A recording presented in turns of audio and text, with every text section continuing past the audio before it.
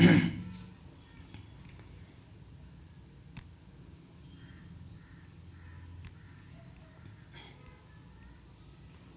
मित्रांनो, कोणी आला असेल तर मला फक्त रिप्लाय करा. लगेच सुरू करणार आहोत आपण. थोडं फक्त थांबा. टेक्निकल हा प्रॉब्लेम रोज व्हायला लागला आहे की तो फेस टाईम कॅमेरा जो आहे, फेस टाईम HD कॅमेरा तो होत नाही.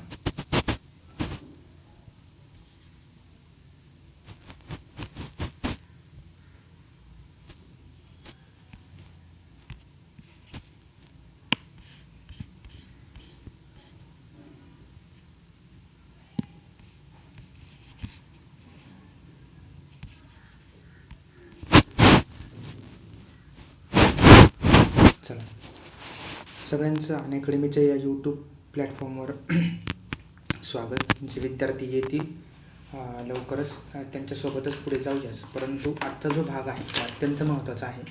खरं तर काही लेक्चर बरेचशा स्कॅटर्ड स्वरूपात आहे, बरोबर. निशा वेलकम. बरेचसे लेक्चर्स स्कॅटर्ड स्वरूपात आहेत, त्यामुळे आपल्याला त्याला जर एकाच स्वरूपात पाहायचं असेल तर निश्चितपणे आपण अनअकॅडमीला सबस्क्राईब करा. काही अडचणी असतील, इवन आर्थिक अडचण असेल तरीसुद्धा तुम्ही मला कॉन्टॅक्ट करू शकता.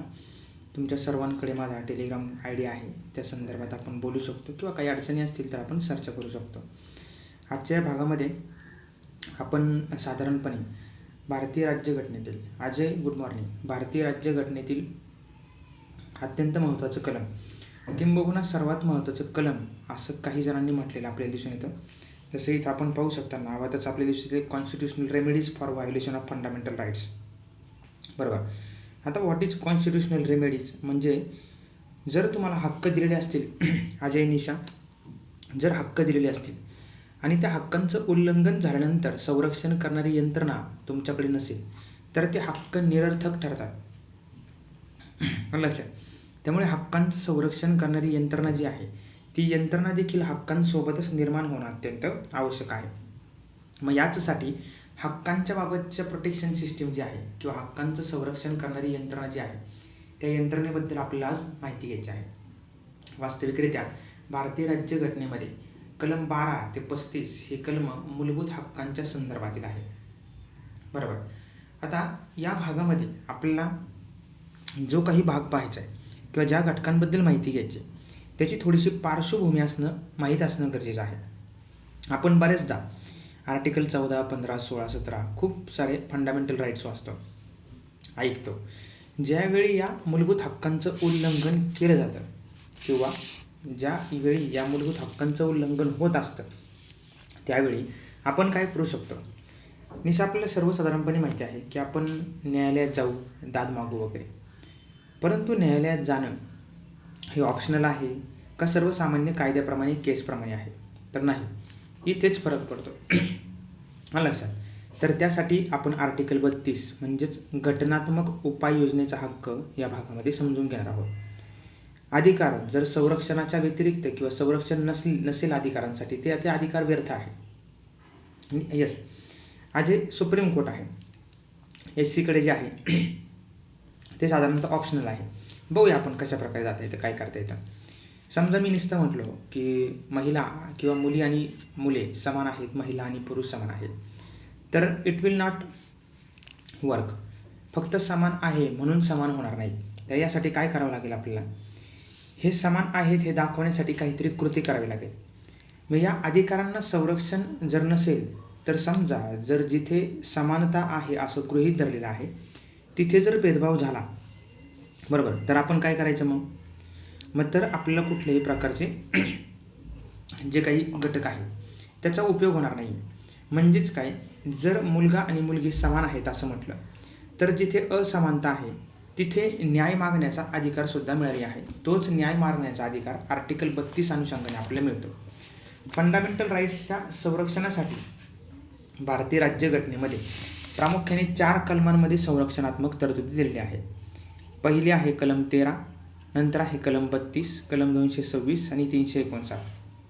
तुम्हाला यापैकी समजा डिटेल जर काही माहिती हवी असेल किंवा डिटेल जर काही पाहिजे असेल तर आपले ऑफलाईन व्हिडिओ जे आहेत, बरोबर, ते ऑफलाईन व्हिडिओसुद्धा तुम्ही पाहू शकता. मग त्या ऑफलाईन व्हिडिओमध्ये सगळ्या कलमांची डिटेल माहिती दिलेली आहे. कलम 13 काय सांगते आपल्याला, मूलभूत हक्कांचं न्यूनीकरण करता येणे. How article 13 protects the fundamental rights in the Indian constitution. कशा प्रकारे तर समजून घेऊया आपण. समजा आर्टिकल 12मध्ये राज्यसंस्थेचा अधिकार आहे, राज्यसंस्थेची व्याख्या आहे. या आर्टिकल 12मध्ये असलेल्या राज्यसंस्था किंवा राज्यसंस्थेने जर असा कोणता कायदा केला की जो मूलभूत हक्कांच्या विरोधात आहे, बरोबर, तर त्याची तरतूद आर्टिकल 13मध्ये दिलेली आहे. म्हणजेच राज्यसंस्थेने मूलभूत हक्कांचं न्यूनीकरण म्हणजे काय, मूलभूत हक्कांवरती गदा आणणारा जर कायदा केला तर तो रद्द केला जाऊ शकतो. कसा रद्द केला जाऊ शकतो, तर आर्टिकल 32नुसार सुप्रीम कोर्टाद्वारे, आर्टिकल 226नुसार हायकोर्टाद्वारे. आलं लक्षात. आणि 359 बाबत सुद्धा प्रोटेक्शन आहे. 359 प्रोटेक्शन कसं देतं, 352 ते 360 ही कलम आणीबाणीविषयक कलम आहेत.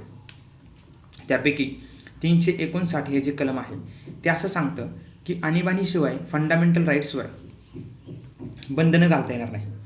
म्हणजे तुम्ही आणीबाणी जर लागू नसेल तर फंडामेंटल राईटवर बंधने घालू शकत नाही. हे एक प्रकारचं प्रोटेक्टेड स्वरूपातलं आहे. ह्या 4 कलमांच्या अंतर्गत भारतीय संविधानामध्ये फंडामेंटल राईट्सचं जर उल्लंघन झालं तर त्याचे संरक्षण करण्याची तरतूद आहे. आर्टिकल 32 हे जे आहे, बरोबर, तर आर्टिकल 32 हे व्यक्तिगत आणि म्हणजे सुप्रीम कोर्ट यांच्यामधला दुवा असलेला आपल्याला दिसून येतं. जर ही म्हणजे व्यक्ती इंडिव्हिज्युअल याच्या फंडामेंटल राईट्सचं उल्लंघन झालं तर कलम 32नुसार तो सुप्रीम कोर्टाकडे जाईल आणि supreme court protection of fundamental rights करेल. समजते इथपर्यंत. म्हणजेच आर्टिकल 32नुसार जर माझ्या फंडामेंटल राईटचं उल्लंघन झालं तर मी सुप्रीम कोर्टामध्ये जाईल आणि मी फंडामेंटल राईटच्या प्रोटेक्शनासाठी अर्ज करेल. सुप्रीम कोर्ट माझ्या फंडामेंटल राईटचं प्रोटेक्शन करेल. ही याच्या मागची सर्वसाधारण भूमिका असलेली आपल्याला दिसून येते. आता पुढे बोलूया. पुढचा घटक काय सांगतो आपल्याला. समजा आपल्याला फंडामेंटल राईटचं उल्लंघन झालेलं आहे, थेट सुप्रीम कोर्टात जायचं आहे. जसं आत्ता अजयने रिप्लाय केला, हायकोर्ट, बरोबर, सुप्रीम कोर्टात जायचं आहे. परंतु थेट सुप्रीम कोर्टात जाता येईल का, किंवा त्यासाठी काही तरतुदी आहेत का. आर्टिकल 32नुसार आपण थेट सुप्रीम कोर्टात जाऊ शकतो. पण काही परिस्थिती पाहता किंवा काही अडचणी पाहता आपल्याला या संदर्भातील माहिती असणं आवश्यक आहे की आपल्याला प्रथमतः हायकोर्टात जावं लागते. का जावं लागतं, 226नुसार.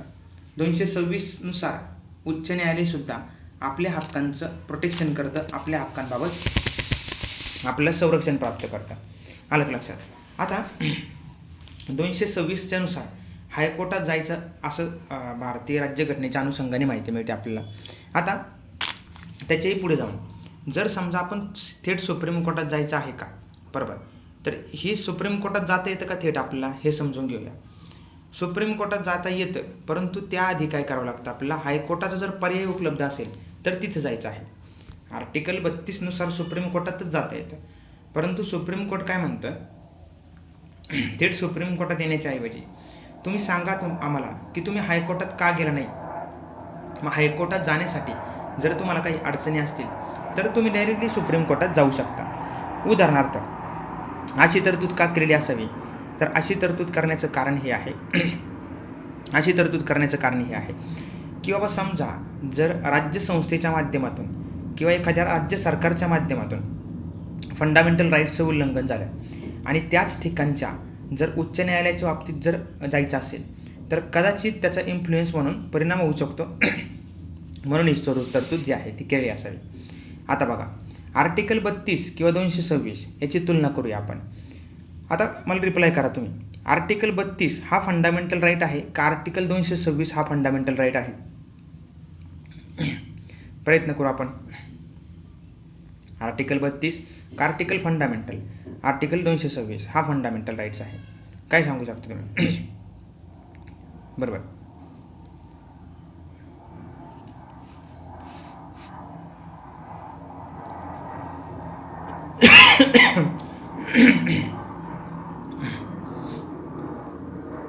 चला, article 32 it is a fundamental right.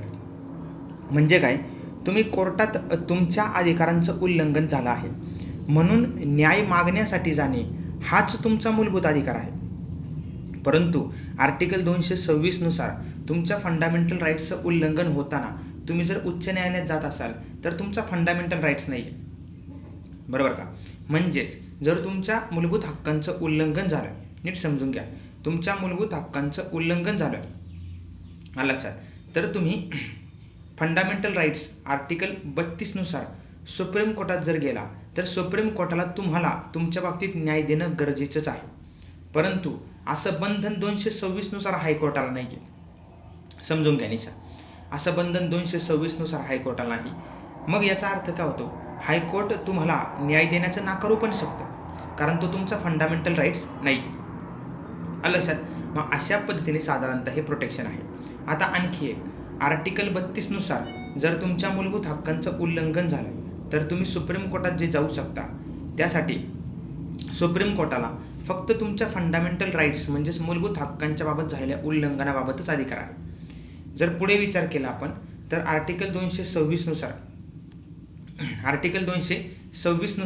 आपल्याला फंडामेंटल राईट्स प्लस आपल्या लिगल राईट्सचं म्हणजे कायदेशीर हक्कांचं सुद्धा प्रोटेक्शन मिळतं. आलं लक्षात. अशा पद्धतीने तर लक्षात आलं का आता, आर्टिकल 32 किंवा 226 हे दोन्हीही फंडामेंटल राईट्स नाहीत, तर फक्त आर्टिकल 32 हेच फंडामेंटल राईट आहे. मग 226 नुसार जर तुम्ही हायकोर्टात गेले आणि म्हटले माझ्या मूलभूत हक्कांचं उल्लंघन झाले, तर हायकोर्ट त्याच्यावरती कारवाई करेलच असं नाही आहे. क्लिअर झाला सगळा पॉईंट. मग अशा पद्धतीने फंडामेंटल राईटचं उल्लंघन झालं तर 32 नुसार सुप्रीम कोर्टात हा तुमचा मूलभूत हक्क आहे, आणि 226 नुसार फंडामेंटल राईटचं उल्लंघन झालं तर हायकोर्टात जाऊ शकता. हा तुमचा मूलभूत अधिकार नाही. परंतु सुप्रीम कोर्टाच्या बाबतीत आणि हायकोर्टाच्या बाबतीत विचार केला तर हायकोर्टाला रिट्स काढण्याचे सुप्रीम कोर्टापेक्षा जास्त अधिकार आहे. इथं तुम्ही ते पाहू शकता. तुमच्या फंडामेंटल राईट्सच्या उल्लंघनासह तुमच्या लिगल राईट्सचं जरी उल्लंघन झालं तरीसुद्धा हायकोर्ट तुमच्या बाबत रिट्स आहे ते काढू शकते. आलं लक्षात. अशा प्रकारे ही बेसिक संकल्पना आहे. आता article 32 it is a fundamental right. याचा अर्थ काय होतो, म्हणजे आर्टिकल 32चं जरी उल्लंघन झालं तरी तुम्ही सुप्रीम कोर्टात जाऊ शकता. म्हणजे तुमच्यावरती भेदभाव झाला किंवा तुमच्या फंडामेंटल राईटचं उल्लंघन झालं म्हणून तुम्ही सुप्रीम कोर्टात चाललेला असाल आणि त्या सुप्रीम कोर्टात जाण्यासाठी जरी तुम्हाला अडथळा केला गेला तरीसुद्धा तुमच्या मूलभूत हक्कांचं उल्लंघन आहे. आता एकदम पॉईंट जो आहे तो क्लिअर झालेला असेल. आला अशा सगळ्या गोष्टी अशा पद्धतीने साधारणतः ही संकल्पना आपल्यासमोर असलेली आपल्याला दिसून येते, बरोबर. आता आणखी पुढचा घटक पाहूया. समजा तुमच्या मूलभूत हक्कांचं उल्लंघन झालं, नीट लक्षात घ्या, तुमच्या मूलभूत हक्कांचं उल्लंघन झालं, तुम्ही सुप्रीम कोर्टाकडे गेला. आता सध्या 32 नुसार पाहतोय म्हणजे सुप्रीम कोर्टाकडे जाऊया. सुप्रीम कोर्टामध्ये जर तुम्ही गेला, सुप्रीम कोर्टामध्ये गेल्यानंतर सुप्रीम कोर्ट तुमच्या मूलभूत हक्कांचं प्रोटेक्शन करण्यासाठी काय करणार आहे, तर 5 प्रकारचे आदेश काढू शकते, याला आपण रिट्स म्हणतो. मग सुप्रीम कोर्ट काय करेल, तुमचं प्रकरण पाहिल, बरोबर, आणि 5 प्रकारच्यापैकी कोणत्याही प्रकारचा आदेश जो आहे तो काढला जाऊ शकतो. मग त्या आदेशानुसार तुमच्या मूलभूत हक्कांचं प्रोटेक्शन केलं जाऊ शकतं. आता पहिला जो आदेश आहे किंवा पहिली जी रिट्स आहे त्याला आपण काय म्हणतो, हेबियस कॉर्पस, बरोबर. त्याला इंग्लिशमध्ये म्हणतो आपण टू हॅव अ बॉडी, म्हणजेच बंदी प्रत्यक्षीकरण. अशा प्रकारचं बंदी म्हणजे काय, ज्याला बंदी बनवून ठेवलेला आहे तो, आणि प्रत्यक्षीकरण म्हणजे सादरीकरण, बंदी सादर करा. To have a body, habeas corpus. It is a most powerful weapon used ever by supreme court. म्हणजे हे सर्वाधिक वेळा वापरलं गेलेलं आहे आणि सर्वात पॉवरफुल हत्यार असलेलं आपल्याला दिसून येतं, बरोबर.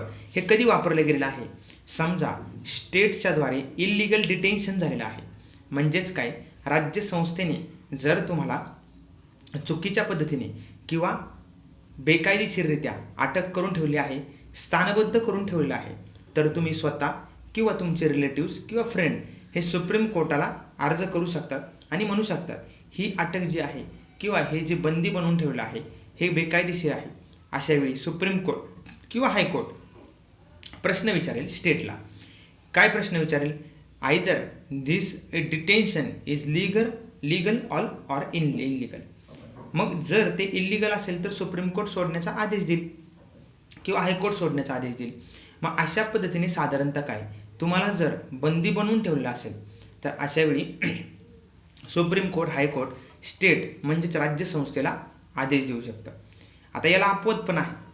म्हणजे तुम्ही म्हणाल की प्रत्येक अटकेच्या विरोधात मी हे संरक्षण मागू शकते का किंवा शकतो का, तर नाही. अपवाद आहे if the detention is lawful. म्हणजे काय, तुम्हाला झालेली अटक जी आहे ती अटक जर कायदेशीर असेल तर ती कायदेशीर अटक असेल तर तुम्ही दाद मागू शकत नाही. कंटेम्प्ट ऑफ कोर्ट म्हणजे जर तुम्ही कोर्टाचा अवमान केला असेल आणि त्या संदर्भात तुम्हाला अटक झाली असेल तरीसुद्धा तुम्ही म्हणजे अप्लाय करू शकत नाही. पुढचा घटक detention outside the jurisdiction of court. म्हणजेच एखाद्या न्यायालयाच्या कक्षेबाहेर ती अटक झाली असेल, म्हणजे न्यायालयाच्या अधिकार क्षेत्राबाहेर ती अटक झाली असेल तरीसुद्धा न्यायालय अशा प्रकारचा आदेश देऊ शकत नाही, म्हणजेच तुमचं प्रोटेक्शन करू शकत नाही. म्हणजे ती अटक जी आहे ती अटक न्यायालयाच्या अधिकार क्षेत्रातच झालेली असली पाहिजे. Detention is by competent court. म्हणजे एखाद्या सक्षम न्यायालयाने जर तुम्हाला शिक्षा दिली असेल तर तुम्ही हे प्रोटेक्शन मागू शकत नाही. याला म्हणायचं हेबियस कॉर्पस. ह्याचे अपवाद. आता समजा हेबियस कॉर्पसचं एखादं उदाहरण पाहूया म्हणजे तुम्हाला लक्षात येईल. Rahul Shah versus state of Bihar ही केस समजून घेऊया. झालं असं होतं की या व्यक्तीला शिक्षा पूर्ण करून सुद्धा 14 वर्ष तुरुंगात होता हा. आता याची पार्श्वभूमी काय, 1953 साली यांनी आपल्या बायकोचा खून केला म्हणजे मर्डर केला. तर 1968ला ॲडिशनल सेशन जजने त्यांना सोडण्यासाठी आदेश दिला की 1968पर्यंत जेल झाली होती.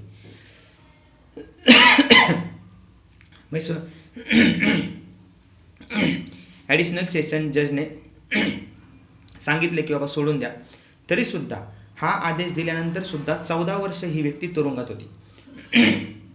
1982ला याबाबत अर्ज केल्यानंतर सुप्रीम कोर्टाच्या द्वारे याची सुटका करण्यात आली. इवन त्या व्यक्तीला भरपाई पण देण्यात आली. आता तुम्हाला कळालं असेल हेबियस कॉर्पस म्हणजे काय आहे. समजलं. अशा पद्धतीने एक एक घटक जे आहेत ते आपल्याला पाहता येतात. आता बघा हेबियस कॉर्पस पाहिलं. दुसरा आहे मेंडेमस, वी कमांड, परमादेश.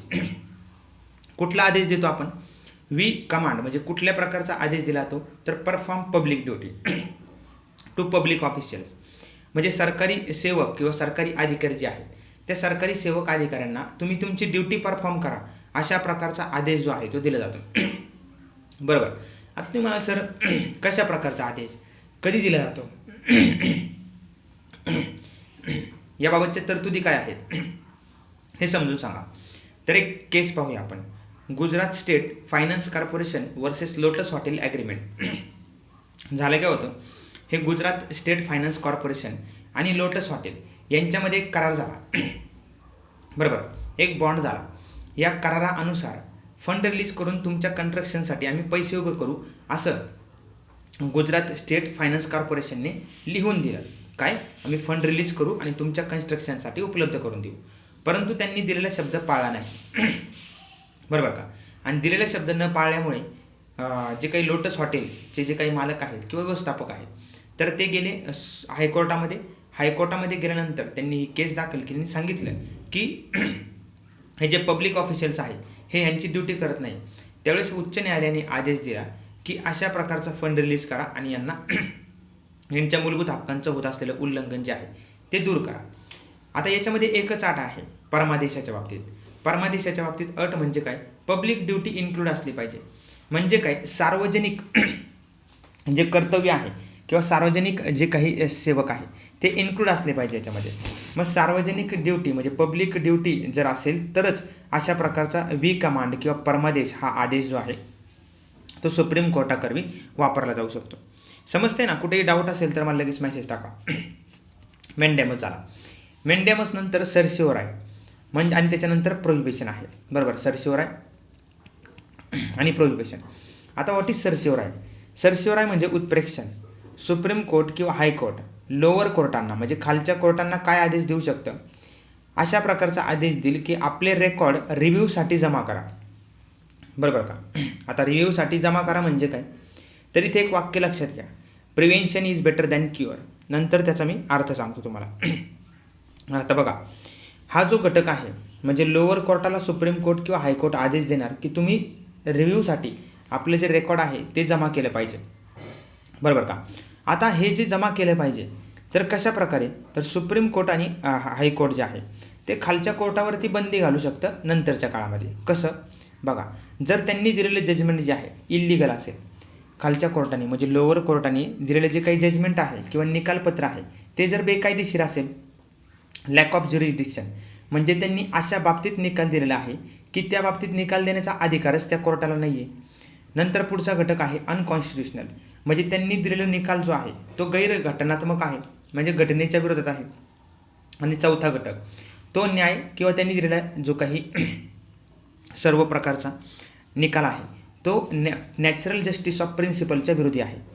म्हणजे सुप्रीम कोर्ट किंवा हायकोर्ट यावेळी असं सांगेल लोअर कोर्टाला की आपले रेकॉर्ड रिव्ह्यूसाठी जमा करा. कधी जर सुप्रीम कोर्टाला ह्या 4 कंडिशन वाटल्या तर जजमेंट इल्लिगल आहे, लॅक ऑफ ज्युरिस्डिक्शन आहे, अनकॉन्स्टिट्युशनल आहे आणि प्रिन्सिपल्स ऑफ नॅचरल जस्टिसच्या विरोधी आहे. What is principles of natural justice? जर मी विनाकारण निशा जर तुम्हाला त्रास दिला किंवा अजयला समजा मारलं मी, तर अजयला मी मारणं हे चुकीचं आहे हे आपल्या सर्वांना कळतं, ह्याला म्हणायचं नैसर्गिक न्याय. मग सगळ्यांना कळणाऱ्या तत्त्वाच्या विरोधी निकाल जरी दिला तरी अशा प्रकारचे सुप्रीम कोर्ट किंवा हायकोर्ट जे आहे ते आदेश देऊ शकतं. हे झालं सर्सिओराय.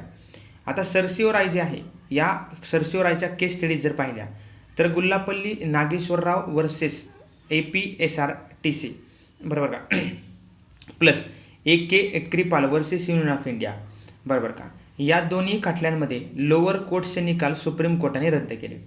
सर्सिओराय म्हणजेच काय उत्प्रेक्षण, याच्यामध्ये आपल्याला एक गोष्ट दिसून येते की सुप्रीम कोर्ट किंवा हायकोर्ट अशावेळी ॲक्शन घेते ज्यावेळी कोर्टाने किंवा लोअर कोर्टाने ऑलरेडी निकाल दिलेला आहे, म्हणजे निकाल दिल्यानंतरच्या रेमेडीज आहेत त्या.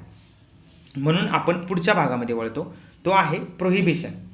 आता प्रोहिबिशनच्या ऐवजी मी इथं लिहिलं आहे prevention is better than cure. P म्हणजे प्रोहिबिशन आणि C म्हणजे काय तर सर्सिओराय असं समजून घ्या. इथे बघा सर्सिओराय आणि इथं प्रोहिबिशन. आता prevention is better than cure म्हणजे काय, तर आजार होऊन गेल्यानंतर काळजी करण्यापेक्षा आजार होऊ नये म्हणूनच काळजी केली तर. मागच्या भागामध्ये जे आपण सर्सिओराय पाहिलं त्या सर्सिओरायमध्ये आपल्या लक्षात आलं की खालच्या कोर्टाने निकाल देऊन झाल्यानंतर सुप्रीम कोर्ट काय करते त्याविषयी जे काही घटक आहेत ते स्पष्ट करते, मग त्याच्यावरती ॲक्शन घेते. इथं काय सांगितलेलं आहे, इथं तसं नाही आहे.